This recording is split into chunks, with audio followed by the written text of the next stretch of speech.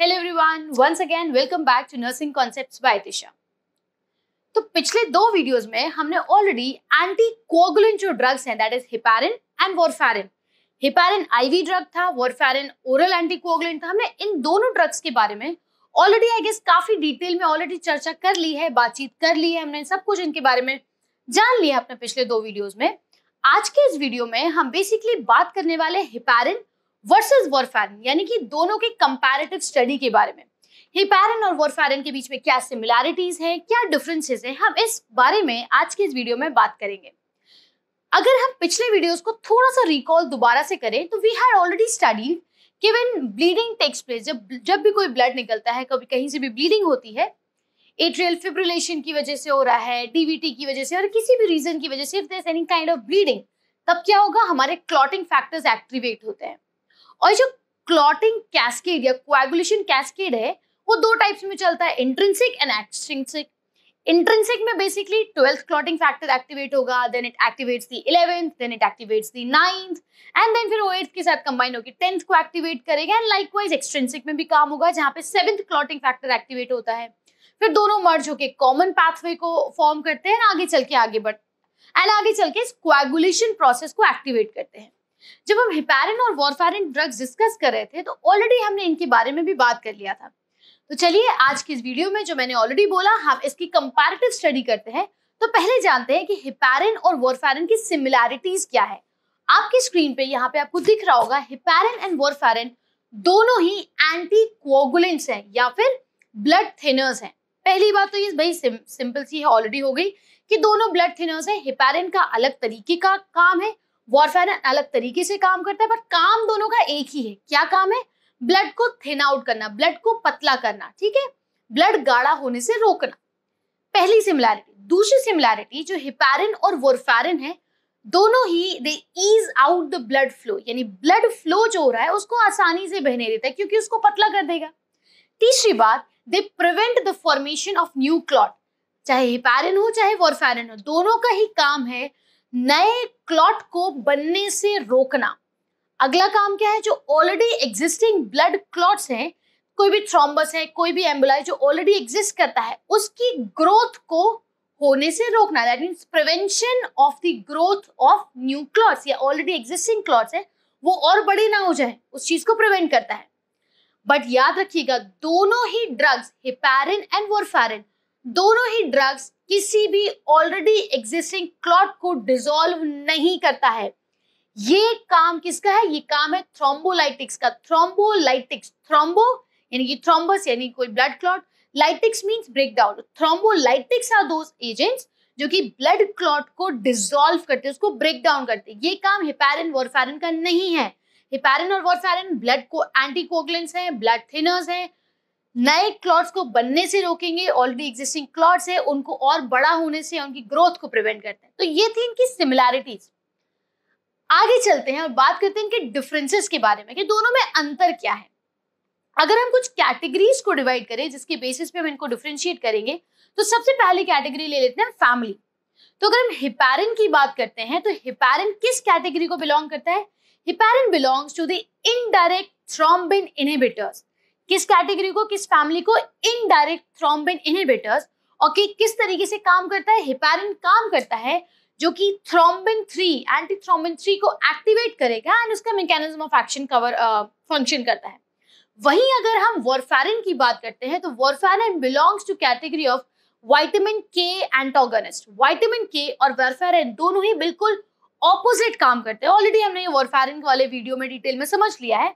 चलिए आगे बढ़ते हैं। अगर पहली कैटेगरी होगी फैमिली, दूसरी कैटेगरी की हम बात करते हैं कि कोएगुलेशन कैस्केड के किस पाथवे पे काम करेगा। तो जो हेपारिन है वो काम करता है इंट्रिंसिक पाथवे, यानी इंट्रिंसिक पाथवे को अफेक्ट कर लीजिएगा, करेगा या इसके ऊपर एक्ट करेगा। वहीं वॉरफेरिन किस पे काम करता है? Extrinsic pathway. एक्सट्रिंसिक पाथवे जो कहाँ एक्ट हो रहा था? जो टिश्यूज में जहां इंजरी हुई है उसके सराउंडिंग टिश्यूज में, जिस ब्लड वेसल से जहां से ब्लीडिंग हो रही है उसके सराउंडिंग टिश्यूज में काम करता है। तीसरी बात, एंटीडोट। ये तो भाई एंटीडोट और किस पाथवे पे एक्ट करते हैं, दोनों बहुत important exam point of view से। एंटीडोट, हेपारिन का एंटीडोट इज प्रोटामाइन सल्फेट, वहीं वॉरफेरिन का एंटीडोट क्या है? विटामिन के। ओके, चलिए आगे बढ़ेंगे। तो हिपैरिन और वॉरफैरिन की अगर हम और डिफरेंसेस की बात करें तो हिपैरिन का जो ऑनसेट है दैट इज वेरी फास्ट, यानी कि बहुत आपने लगाया, आपने एडमिनिस्टर किया, जल्दी काम करना शुरू कर देगा। वहीं वॉरफैरिन की बात करें तो वॉरफैरिन इज स्लो इन एक्शन, उसका जो ऑनसेट है थोड़ा डिलेड रहता है। ड्यूरेशन की बात करें तो हिपैरिन का duration is with in 4 to 6 hours, 4 से 6 घंटे के अंदर वो काम करना शुरू कर देगा क्योंकि वो फास्ट है उसका ऑनसेट। वहीं अगर हम वॉरफैरिन की बात करते हैं तो वॉरफैरिन टेक्स एटलीस्ट 3 to 5 डेज, 3 से 5 दिन लगते हैं क्योंकि उसका डिलेड ऑनसेट है। हिपैरिन की बात करते हैं तो हिपैरिन का जो रूट ऑफ एडमिनिस्ट्रेशन है, हिपैरिन हमेशा या तो आप आईवी एडमिनिस्टर करोगे दैट मींस इंट्रावीनस, या फिर हम सबक्यूटेनियस एससी एडमिनिस्टर करते हैं, जिसमें आपने एनॉक्सिपेरिन नाम सुना ही होगा। लो मॉलिक्यूलर वेट हिपैरिन होता है जो कि हम सबक्यूटेनियस एडमिनिस्टर करते हैं। वहीं वॉरफैरिन की अगर हम बात करते हैं तो याद रखिए वॉरफैरिन इज द ओनली एंटीकोगुलेंट जो सिर्फ और सिर्फ हम ओरली एडमिनिस्टर करते हैं, इसका और कोई रूट नहीं है, it is just administered orally. ठीक है, अगर हम अगले कैटेगरी की बात करें डिफरेंशिएट करने की, तो अगला कैटेगरी आता है किस टेस्ट को हम मॉनिटर करते हैं। तो हमने शायद बहुत डिटेल में पढ़ा था हिपैरिन के बात के टाइम पे। हिपैरिन अगर किसी पेशेंट को चल रहा है तो कौन सा टेस्ट करेंगे, APTT, that means active plasma thromboplastin time, इसको हम मेजर करते हैं, या फिर पीटीटी को, प्लाज्मा थ्रोम्बोप्लास्टिन टाइम को भी मेजर कर सकते हैं, जिसका नॉर्मल वैल्यू होता है 30 to 40 सेकेंड्स, 30 से 40 सेकेंड। बट अगर किसी पेशेंट को हिपैरिन चल रहा है तो उसका थेरेप्यूटिक रेंज 1.5 से 2.5 टाइम्स बढ़ जाएगा इस नॉर्मल से। ठीक है, ऑन दी अदर हैंड अगर हम वॉरफैरिन की बात करते हैं तो वॉरफैरिन के केस में हम किसी भी पेशेंट का पीटीआईएनआर चेक करते हैं, स्पेशली हम आईएनआर पे फोकस करेंगे, जिसका नॉर्मल रेंज 0.8 to 1.2 रहता है, और थेरेप्यूटिक रेंज यानी कि अगर पेशेंट को वॉरफैरिन थेरेपी पे है पेशेंट तो उसका जो थेरेप्यूटिक रेंज है वो 2 to 2.5 टाइम्स बढ़ जाएगा, 2 से 2.5 गुना इसका टाइम लिमिट बढ़ जाता है। तो ये थे कुछ डिफरेंसेस, थोड़े और डिफरेंसेस है दोनों में। हिपैरिन जो ड्रग है ये शॉर्ट एक्टिंग है, कुछ शॉर्ट टर्म के लिए इसको देते हैं, लेकिन अगर कोई किसी पेशेंट को लॉन्ग टर्म के लिए हमें ब्लड थिनर्स पे रखना है तो हम उसको वॉरफैरिन एडमिनिस्टर करते हैं।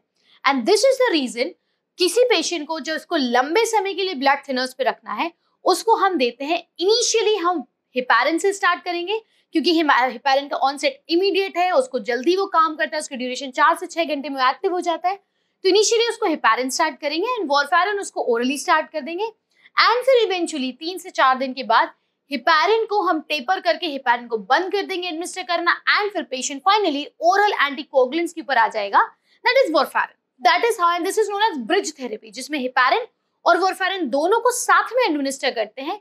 इनिशियली हिपैरिन को किया जाएगा ताकि वो पेशेंट की बॉडी को अडेप्ट कर ले और इमीडिएट एक्शन प्रोवाइड कर सके, एंड इवेंचुअली फिर warfarin will take over the action of anticoagulants. तीसरा आता है, और तीसरा नहीं सॉरी नेक्स्ट कैटेगरी आती है, that is known as mechanism of action. तो मैकेनिज्म ऑफ एक्शन हिपैरिन किस तरीके से काम करता है, हिपैरिन इनहिबिट करता है clotting factor 10A and second A, antithrombin 3 को एक्टिवेट करेगा, इंट्रिंसिक पाथवे पे काम करेगा। वही अगर हम वॉरफैरिन की काम बात करते हैं तो वॉरफैरिन इनहिबिट करता है सिंथेसिस ऑफ विटामिन के डिपेंडेंट क्लॉटिंग फैक्टर्स, ऐसे क्लॉटिंग फैक्टर्स जो कि विटामिन के से सिंथेसिस होते हैं, उनसे उनके सिंथेसिस को, उनके एक्शन को वो स्टॉप कर देता है। नेक्स्ट, हिपैरिन का साइट ऑफ एक्शन क्या है, हिपैरिन सीधे ब्लड पे एक्ट करता है, जबकि वॉरफैरिन लिवर पे एक्ट करता है। कैसे आपको याद रखना है, वॉरफैरिन क्या है, विटामिन के एंटागोनिस्ट है। विटामिन के कहां से प्रोड्यूस होता है, लिवर से प्रोड्यूस होता है, तो वॉरफैरिन का साइट ऑफ एक्शन क्या हो गया, liver. Heparin is not at all teratogenic, वो प्लाजेंटल बैरियर को क्रॉस नहीं कर सकता, इसलिए heparin administration is completely safe during pregnancy. But वहीं अगर हम वॉरफैरिन की बात करते हैं, वॉरफैरिन इज टेराटोजेनिक, वो प्लाजेंटल बैरियर क्रॉस कर सकता है, and that is the reason warfarin is not administered during pregnancy. ये थे कुछ डिफरेंसेस हिपैरिन और वॉरफैरिन के बारे में। अगर आपको इस शॉर्ट वीडियो ये समझ में आया है, अगर आप हिपैरिन या वॉरफैरिन के बारे में और डिटेल में जानना चाहते हैं, पूरी डिटेल में इसको समझना चाहते हैं, तो मैं हिपैरिन का लिंक और वॉरफैरिन का अलग से link I will pin it up in my description box. Do go there, do check it out, do watch my those other videos also, and don't forget to hit the like button, do share, subscribe, and do leave your important comments into the comment section. Thank you.